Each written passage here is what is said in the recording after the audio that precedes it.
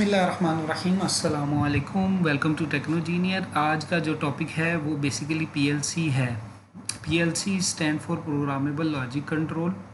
इसका मेजर मकसद ये होता है कि हम सिस्टम को ऑटोमेट कर सकें। सिस्टम को ऑटोमेट करने के दो तरीके होते हैं। एक तरीका बेसिक यूज़ होता है, वो माइक्रो कंट्रोलर बेस्ड होता है।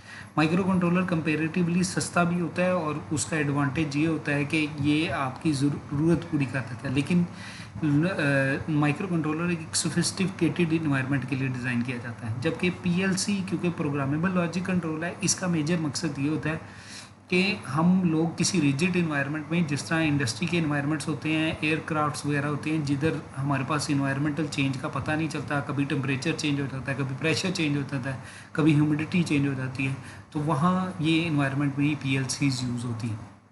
तो अगर आप पीएलसीज़ को के मैकेनिज़्म को समझो तो बेसिकली इसके अंदर तीन स्टेजेस होती हैं। एक इनपुट स्टेज होती है, एक सेंट्रल प्रोसेसिंग स्टेज होती है और एक आउटपुट स्टेज होती है। इनपुट में एनालॉग इनपुट्स भी लेता है और डिजिटल इनपुट्स भी लेता है। इसी तरह आउटपुट में भी एनालॉग आउटपुट भी होती है और डिजिटल आउटपुट भी होती है। फिर जो सेंट्रल प्रोसेसिंग यूनिट होता है वो, उसके अंदर हम डिफरेंट किस्म के कोड्स लगा के इसको ऑटोमेशन पर्पज़ के लिए यूज़ कर सकते हैं।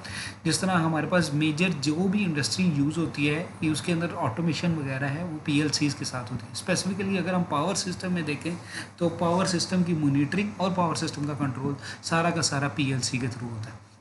सही है। तो ये पावर, अगर आप देखो तो ये पीएलसी का मॉड्यूलर स्ट्रक्चर है। ये इनपुट वाली साइड पे देखो तो डिफरेंट किस्म के स्विचेस लगे हुए हैं। आउटपुट वाली साइड पे देखो तो यहाँ पे हमारे पास आउटपुट में बल्ब्स वगैरह, मोटर्स या स्पीकर्स वगैरह हमारे पास अटैच होते हैं, जिनको हम कंट्रोल वगैरह कर सकते हैं। और दरमियान में हमारे पास सेंट्रल प्रोसेसिंग यूनिट होता है, जिसका काम ये होता है कि इनपुट को आउटपुट स्टेज से बेसिकली मिलाएं। तो अगर हम प्रोग्रामिंग की बात करें तो पीएलसी की जो प्रोग्रामिंग है वो 5 डिफरेंट वे से हो सकती है। एक होती है लैडर लॉजिक, जो कॉमनली यूज़ होती है। लैडर लॉजिक में क्या होता है कि हमने डिफरेंट किस्म के हमारे पास इक्विपमेंट बने होते हैं, उनको आप अटैच कर देते हो। एक साइड इनपुट साइड हो जाती है, एक साइड आउटपुट साइड हो जाती है। आप क्या करते हो, इनपुट साइड पे स्विचेस वगैरह लगा के उसे ऑन ऑफ या मल्टीपल मैकेनिज्म से इसे ऑन ऑफ कर सकते हो। आउटपुट साइड पे आप रिलेज या लोड वगैरह लगा के इसे आउटपुट को कंट्रोल कर सकते हो। फिर होती है फंक्शनल ब्लॉक डायग्राम। हमें हर चीज़ का ब्लॉक अवेलेबल होता है, हम उन ब्लॉक्स की बेस पे भी इसको अटैचमेंट कर सकते हैं। यानी कि इनपुट स्टेज और आउटपुट स्टेज के दरमियान में हम ब्लॉक्स लगाते हैं जो हमारे इनपुट आउटपुट स्टेज को मेंटेन करते हैं। थर्ड टाइप होती है स्ट्रक्चर टेक्स्ट। इसमें हम बेसिकली सिंपल टेक्स्ट लिख के कोडिंग कर सकते हैं, जिस तरह C++ और सिंपल सी से हम इसकी कोडिंग कर सकते हैं। चौथी स्टेज होती है, इसे कहते हैं इंस्ट्रक्शन लिस्ट। इंस्ट्रक्शन लिस्ट बिल्कुल उसी तरह जिस तरह असेंबली लैंग्वेज होती है, उसी तरह की बिल्ट इन कमांड्स अवेलेबल होती हैं और उसकी बेस पे इसकी कोडिंग कर सकते हैं। और लास्ट मैकेनिज्म होता है, इसे कहते हैं sequential function chart. Sequential function chart में क्या होता है, एक सीक्वेंस में जिस तरह फ्लो चार्ट होता है, उसी तरह हम एक सीक्वेंस में सिस्टम को स्टार्ट किया, उसके इनपुट पैरामीटर डिफाइन किया, उसका प्रोसेस डिफाइन किया और सिस्टम चल गया। ठीक है।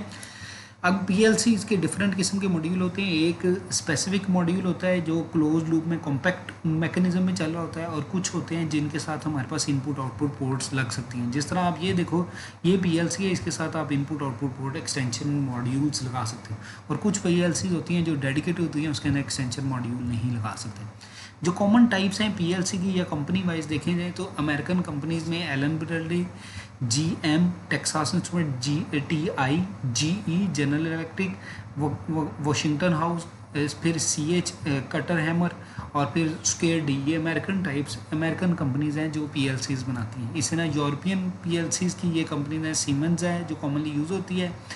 फिर KM है, फिर फेस्टो है, फिर TM के नाम से आती है और ABB के नाम से आती है। ये कॉमनली यूरोपियन कंपनीज आती है। फिर जापानीज़ कंपनीज़ में हमारे पास तोशिबा आती है, ओमरोन आती है, फैनुक आती है और मित्सुबिशी आती है। और चाइनीज़ कंपनी में जो कॉमनली यूज़ होती हैं वो फैटेक आती है और डेल्टा आती है।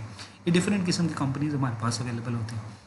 अगर पीएलसी का ओवरऑल स्ट्रक्चर देखा जाए तो आप देखो कि बेसिकली इसकी इनपुट साइड पे एक पावर सप्लाई अवेलेबल होती है, इनपुट होते हैं। फिर इसी तरह डिफरेंट किस्म के आपके पास बटन्स अवेलेबल होते हैं जो हमारे पास, हम उनको कंट्रोल कर सकते हैं। फिर आपके पास डिस्प्ले अवेलेबल होता है, आउटपुट हमारे पास होती है, मेमोरी कार्ड की ऑप्शन अवेलेबल होती है, कंप्यूटर इंटरफेस होता है। ये पीएलसी के अंदर, एक पीएलसी के अंदर ऑप्शंस अवेलेबल होती हैं। अगर आप इनपुट को देखो तो ये डिस्क्रीट इनपुट्स होते हैं। सिंपल पुश बटन अवेलेबल होता है, सिंपल स्विच, ओपन स्विच और क्लोज स्विच अवेलेबल होता है, और रिले अवेलेबल होती है जो किसी normally open normally close contact में हमारे पास अवेलेबल होती है। इसी तरह हमारे पास जो एनालॉग इनपुट्स होते हैं वो नॉर्मली, अगर एनालॉग इनपुट्स की बात की जाए तो वो हमारे पास 0 to 20 मिलियन पेयर या 0 to 10 वोल्ट तक हम इसको वेरी कर सकते हैं, एनालॉग इनपुट्स हैं। डिजिटल इनपुट्स में जो हमारे पास सिंपल कॉइल या लैंप होता है जो डिजिटल 0 और 1 में आपको आउटपुट दे रहे होते हैं, जबकि एनालॉग आउटपुट में उसी तरह 0 to 20 या 0 to 10 वोल्ट हमें एनालॉग आउटपुट आ रहा होता है।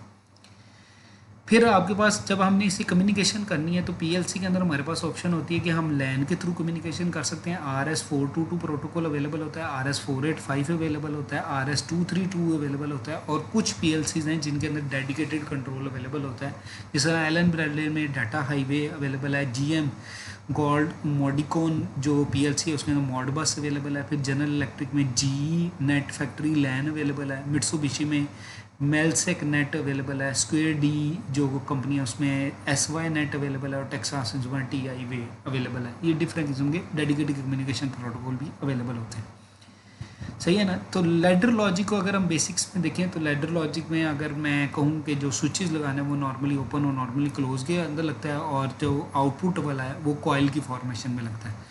तो लैडर लॉजिक सिंपल, अगर मैंने एंड गेट बनाना है तो 2 स्विचेस सीरीज़ में लगाया और एक कॉइल जो आउटपुट के लिए लगाया है, तो ये हमारे पास एंड गेट बन गया। सिमिलरली और गेट बनाना है तो 2 स्विचेस पैरेलल में लगा के आगे कॉइल लगा दिए तो और गेट बन गया, सही है ना। नॉट गेट बनाना है तो मैंने नॉर्मली क्लोज स्विच को कनेक्ट कर दिया, जब हमने A को 0 दिया तो ये कॉइल पे 1 आ रहा है, और A को 1 दिया तो ये ओपन हो जाएगा तो कॉइल पे 0 आ जाएगा, तो ये नॉट गेट बन गया। तो इस तरह किस्म की सेट रीसेट रिले की कंपोजिशन बनती है लैडर लॉजिक में, सही है ना। तो पीएलसी क्योंकि हम यूज़ करते हैं डिफरेंट किस्म के ऑटोमेशन के प्रोसेस के लिए, तो हम क्या करते हैं, सेंसर से इनपुट लेते हैं, वो पीएलसी के अंदर दे देते हैं, और पीएलसी उसकी बेस पे किसी मशीन की मोटर की स्पीड या टॉर्क वगैरह को कंट्रोल करती है। जो स्पीड है, करंट है, वोल्टेज है, वो हम इनपुट के तौर पे यानी कि फीडबैक के तौर पे दोबारा हम सेंसर्स के थ्रू इसको इनपुट के तौर पे दे देते हैं, ताकि हमारी पीएलसी फीडबैक के साथ कंट्रोल कर सके, सही है। ये थी बेसिक्स ऑफ पीएलसी। इसके अंदर मल्टीपल पीएलसीज भी समटाइम हम अटैच करते हैं, जिसके अंदर हमारे पास जो है मल्टीपल एनालॉग इनपुट्स आ जाते हैं। जब analog input multiple analog input आ जाते हैं तो बीच में हम एनालॉग ट्रांसमीटर यूज़ करते हैं, जिसका काम क्या होता है कि जो एनालॉग इनपुट आ रहा है उसको 0 to 20 या 4 to 20 मिलियन पेयर के स्टैंडर्ड पे लेके जाए, सही है ना।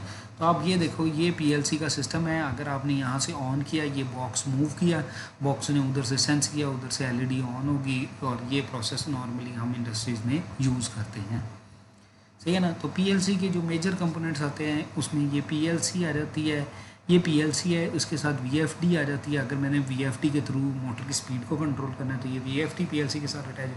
और डिस्प्ले में अगर मैंने प्रोसेस को देखना है तो HMI अवेलेबल होती है, ह्यूमन मशीन इंटरफेस अवेलेबल होता है, जिसकी बेस पे हम पीएलसी को कंट्रोल कर सकते हैं। थैंक यू, जज़ाकल्लाह। अपना ख्याल रखिएगा। अल्लाह आपके लिए आसानियाँ अता फरमाए और आसानियाँ खल्क़ खुदा में तकसीम करने की तौफ़ीक़ अता फरमाए।